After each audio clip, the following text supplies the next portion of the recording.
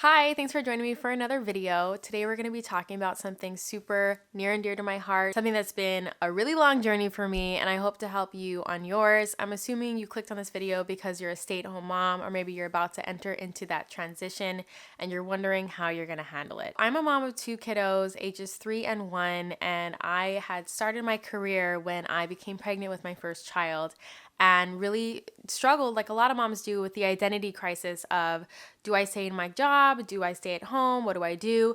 And I just want to be clear that this video isn't about all moms should be stay-at-home moms. I think that circumstances kind of make some of us have to be stay-at-home moms. In my situation, I couldn't afford childcare, so my husband is the primary earner of our family. In other people's situations, they just prefer to be the primary caregiver of their children and they want to stay at home. But I just want to be clear that there's so many different ways to mother, and this video is not saying that you have to be a stay-at-home mom.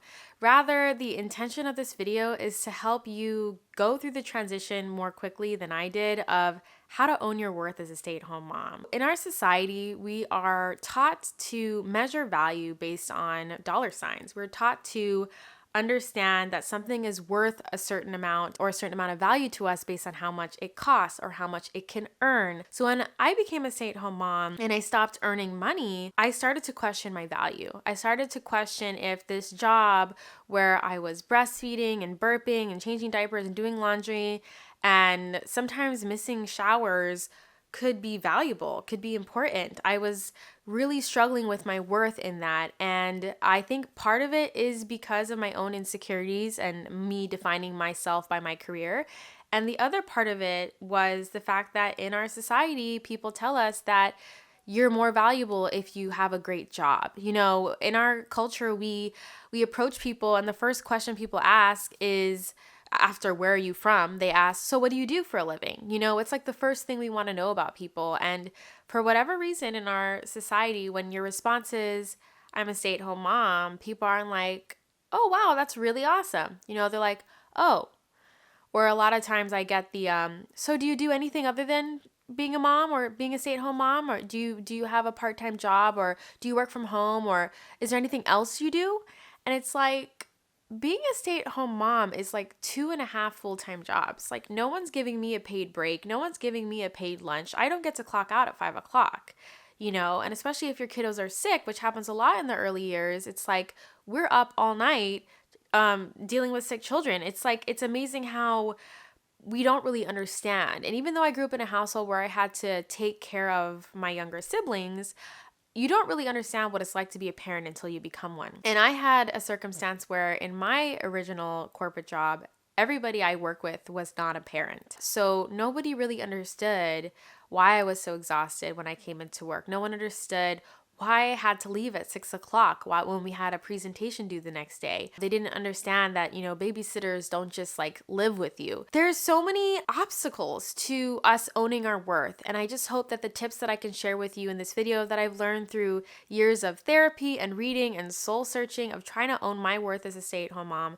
can help you. And really quickly, if you like this video, can you do me a favor and subscribe to my channel and give it a thumbs up? And if you really love it, just share it with someone that you love to encourage them and help them in their journey, because being a stay-at-home mom can be really isolating and lonely and difficult. And I think that we should band together more and help each other out, because we could all use a little bit of support. So even though I just talked about how we're taught to value things based on how much money is attached to it, one of the first baby steps that helped me to start owning my worth as a stay-at-home mom was something my therapist taught me. And it helped me just take the first baby step. And that is to realize how much money you are saving your family by being the stay-at-home mom, by choosing to be the stay-at-home mom.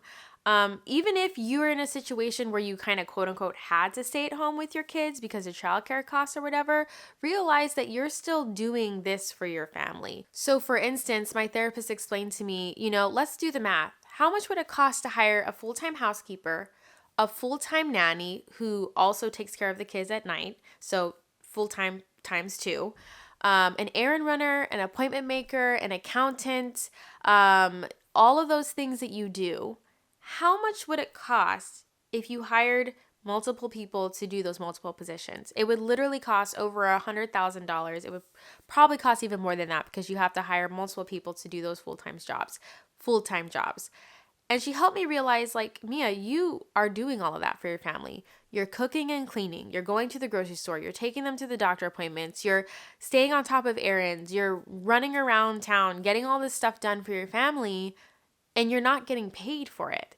You know, I read in this book by Kate Northrup. It's a really good book called Do Less that helped me kind of see how incredible I am just because I'm a mother. So I highly recommend you read it. I'll link it below. But essentially, instead of considering ourselves as just, you know, oh, I'm just a stay-at-home mom, you're an unpaid working mother. All mothers are working mothers. The women who are staying at home, we're working our butts off. The same way that the women who go to work every day who are mothers are working their butts off. You know, I'm up at 6 a.m. I'm making breakfast. I'm changing diapers. I'm going to the playground. I'm packing lunches. I'm washing dishes. I'm doing laundry. And then I'm making phone calls and I'm going to the doctor. And you get the picture. You know what I'm talking about. Stay-at-home moms, the reason why I don't like that phrase is because it kind of just sounds like we just stay at home with our feet up on the couch watching Netflix all day. And that's not the truth. We are all, us stay-at-home mothers who are not bringing in an income, we are unpaid working mothers. That's just the fact of the matter. And this isn't to throw shade on any other type of mom. I've been a full-time working mom. I've been a work-from-home mom.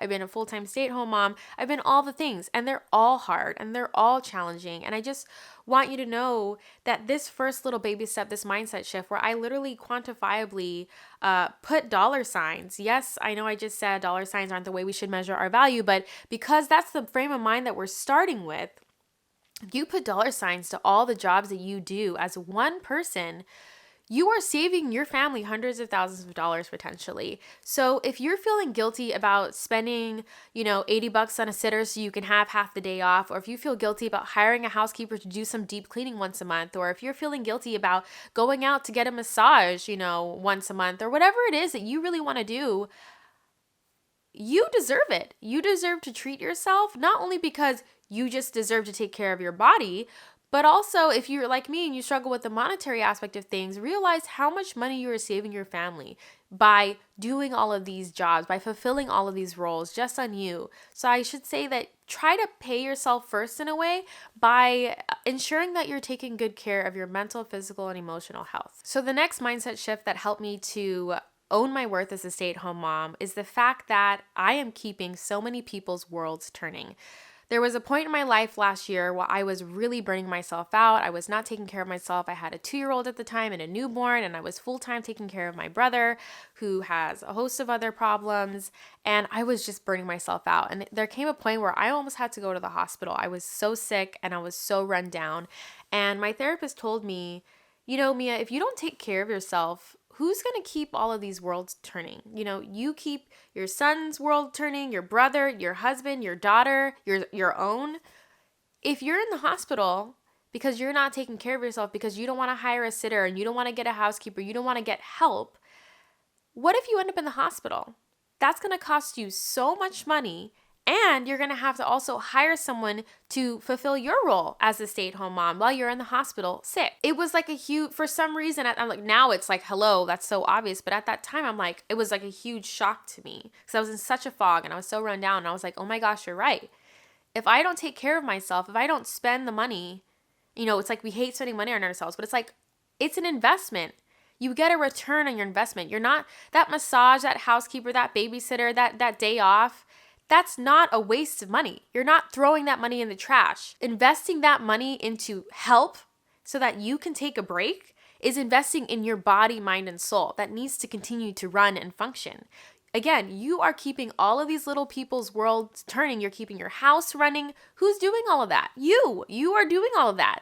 So if you think that you're supposed to do all of this and not have any help, I just want you to know that that's actually crazy. This lie that we're fed by Pinterest and Instagram and all these people that tell us that we're supposed to be able to run our homes and do these age-appropriate developmental sensory activities, and we're supposed to cook everything from scratch, and we're supposed to clean our house from top to bottom every weekend all by ourselves. That is complete garbage. And I know that not everyone can afford a housekeeper and a baby. Like, I can't either. But what I'm trying to tell you is that if you don't start to work yourself into your budget, and if you don't start to work yourself into your calendar, you're going to burn yourself out like I did.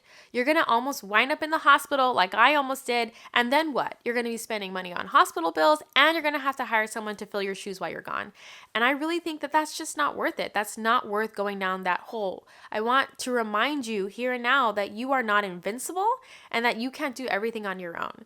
The best analogy I can come up with is like the analogy of a CEO. You are the CEO of your home. You have little employees that don't really do anything. And you are running a home and you are taking care of all of these things. And a CEO does not run a company by himself or herself. A CEO gets help. A CEO has people who are department heads, who are running different divisions of the whole organization. And you are running this whole organization by yourself. So I want you to know that you are worth hiring that sitter on a Saturday morning, and that you are worth having a couple of nights where you pick up the easy thing from Costco to cook for dinner, because you don't need to cook everything from scratch every single night. I was reading this article the other day that everyone was singing its praises, and I'm not even going to post it here or link it below because I don't want to give it any more attention. But basically it was saying, we've scrubbed the hard work out of motherhood. I'm like, are you kidding me? We've scrubbed the hard work out of motherhood. Motherhood is already so freaking hard. So if you want to heat up a meatloaf that you bought from Trader Joe's in the oven, or if you want to take your family out to eat once a week, or if you want to hire a housekeeper once a month, or you want to reach out to your friend who offered to babysit your kids and swallow your pride, because we all know there's someone who's offered to help us, and we're, oh, I'm fine. No, you don't need to do, oh, you're so kind. No. Swallow your pride and call your friend and ask them to watch your kids. If you think that you can handle all of this forever with no breaks and no lunches and no vacations, I have news for you. You're going to wind up sick and burnt out, and maybe you won't even recover from it. I've had some really scary times where I've burnt out, and it's taken me almost half a year to feel like myself again, and I don't want that to happen to you. And guess what? In that half a year that you're pulling yourself back together, you still have to show up for your life. Your kids still need you to make them 3 meals a day plus snacks. Your kids still need you to take them outside. The laundry still needs to get done. The dinner still needs to be made. The groceries still need to be gotten. The doctor appointments still need to happen. And you have to do that while you're burnt out. And it's because you're not treating yourself as a CEO of your life and of your organization. You know, other people might not look at you and go, wow, you're a stay-at-home mom.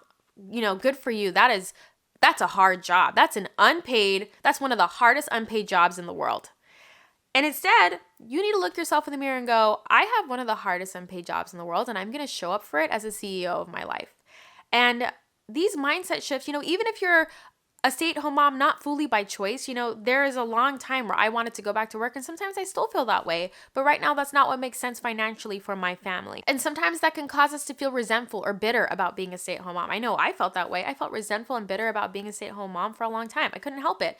I went to college. I invested $100,000 in my education. I got a degree. I built my resume. And then all of a sudden, I became a stay-at-home mom. And I was like, what is this? This was not my plan. But the thing is, what's crazy about our minds and how powerful they are is that changing your perspective, not waiting for other people to validate you. Because guess what? No matter how many compliments you get, it's not going to change how you look at your life and your role and your job. You have to change your mind about what you do. And until you can figure out how to do that, you're not going to show up for your life as your best self. And so one of the things that helped me to show up as a stay-at-home mom and to think, this is my job, this job is important, was realizing that I am worthy and deserving of help, that I am the CEO of an organization and no one's paying me to do this, and I'm going to do the best I can, and I'm going to take pride in my work. So I hope that you realize that one of the things to help you own your worth as a stay-at-home mom is actually to realize that you don't have to do it all by yourself. Because people who run countries and companies, they don't do it all by themselves either. I think when we think that we're supposed to do it all by ourselves, it's like subconsciously telling our minds like, this job isn't that hard. This job isn't that hard. I can do this myself. It's no big deal. I can do it by myself. So when you're doing something by yourself, you are literally telling yourself subconsciously that what you're doing isn't that big of a deal. Because things that are a big deal require support and help and a collective effort.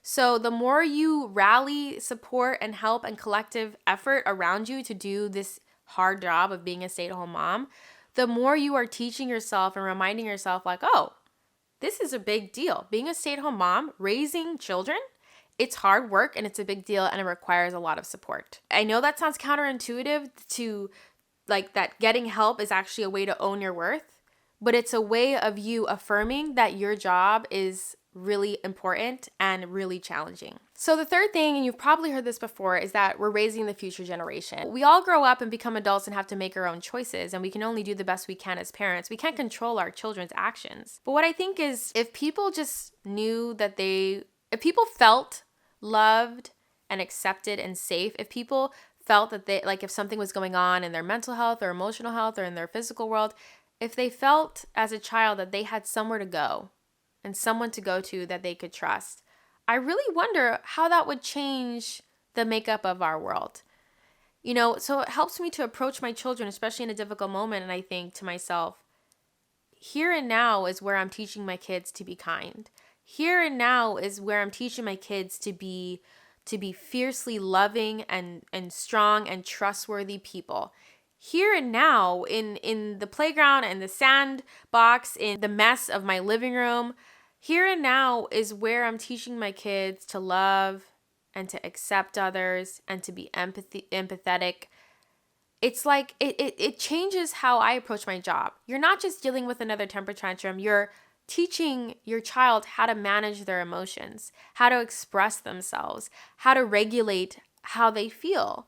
And that's a huge responsibility. And again, it goes back to point number 2 where I said, don't do this by yourself.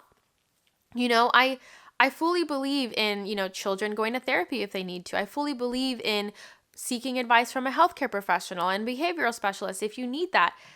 As a mother, it's not all on you to figure all this stuff out by yourself. I don't know why we think that when we become mothers, it's all going to be intuitive and we're going to know what to do. I think the best, most healing thing I did for myself as a mom is to go, oh, I've never been a mom before. I don't know how to mother. I don't know how to parent. And it opened me up to listening to podcasts, reading books, and getting professional advice so that I can do my job better. I think it's crazy how I spent $100,000 and hours, hundreds and hundreds, maybe even thousands of hours studying for my degree, but then we don't spend any time or have any required learning as parents. You know what I mean? It's because we've been fed this lie that we're just supposed to know how to parent. We're just supposed to know how to mother. We're just supposed to know how to deal with this transition. And that's not true. I think the best thing, the most compassionate thing you can do for yourself so that you can stop beating yourself up when you don't know how to handle a hard situation is to realize that you've never done this before. And it's okay if you don't know the answer to everything. And you're constantly entering a new phase where you're like, oh, my kid's 11 now and I don't know how to parent an 11-year-old. So we got to start from scratch here. I don't know how to parent a teenager. I don't know how to deal with this temper tantrum right now. It helps you to have a lot of compassion when you're with yourself, when you acknowledge that you just don't know. By recognizing that you are parenting a child that could be the next researcher or the next person that figures out a cure for cancer or the next policymaker that's going to acknowledge low-income families that need more support or the next amazing doctor or the next teacher or the next parent who's going to parent another generation of children. We are raising the future of our world and we don't need to, that shouldn't burden you. I don't want to burden you with that truth. I want to help you to see that this is an incredible responsibility that requires you to get help and requires you to arm yourself with all the knowledge and support and community that you can. But I want you to see, again, this job is so important. This job is so challenging and beautiful, and it can be super rewarding. But until you see it that way, you're going to try to do it by yourself and it's going to wipe you out. You need to get help with this job. And asking for help, it doesn't just start with texting someone. It actually goes back a little bit further, a few steps, by recognizing this job is really important and challenging. This job is really hard and big and it requires that I ask for help. And if you can't acknowledge how important this job is, then you're not going to ask for help. So the last mindset shift I want to give you to help you own your worth as a stay-at-home mom sounds a little bit contradictory, but it's to step back from being a stay-at-home mom every once in a while. In our world, people who work traditional jobs, they get to clock out and leave that job behind. I mean, even people who are solopreneurs or entrepreneurs or business owners, they even leave their jobs every once in a while to take a break. And the thing about stay-at-home moms is like there's no division. Even if you're a work from home mom, it's like you do your work at home, you take care of your kids at home, and all of a sudden home is no longer this like restful, relaxing place. And I think that can be really dangerous because in order to respect your job and what you do, you have to also take a break from it and have a healthy relationship with it. And in order to have a healthy relationship with what you do, you have to take a step back. So what I want to encourage you to do, which really helped me to see my role, like to take a step back and see, wow, what I do is really hard, is give yourself space and time to nurture the other parts of yourself. You know, while I may be mom to certain little people, I'm first and foremost Mia. You know, I may be wife to my husband, but I'm first and foremost Mia. And even though being a stay-at-home mom at some point really caused me to forget what my other interests were, what my passions were, what my desires were, what my gifts and talents were, I forgot, I lost that in myself. And that's not uncommon. A lot of us, when we become mothers, we kind of lose ourselves in the work of being a stay-at-home mom. And that's why I want to encourage you that in order to own your worth as a stay-at-home mom and own how amazing and hard this job is, you have to go, this job is so hard that I need to break from it. Every Saturday morning, I'm giving myself time to go write that book that I want to write, or to go hike a trail every Saturday morning, or to go to my favorite coffee shop and read a book, or to sleep in. You have to take a step back and give yourself time and space in your life to nurture the other parts of yourself. And the challenging thing about this is that you're the one who's going to have to do it. While it might be nice if we have a friend or a spouse who's always looking out for us and is always like, oh, you need this, let me give this to you every week.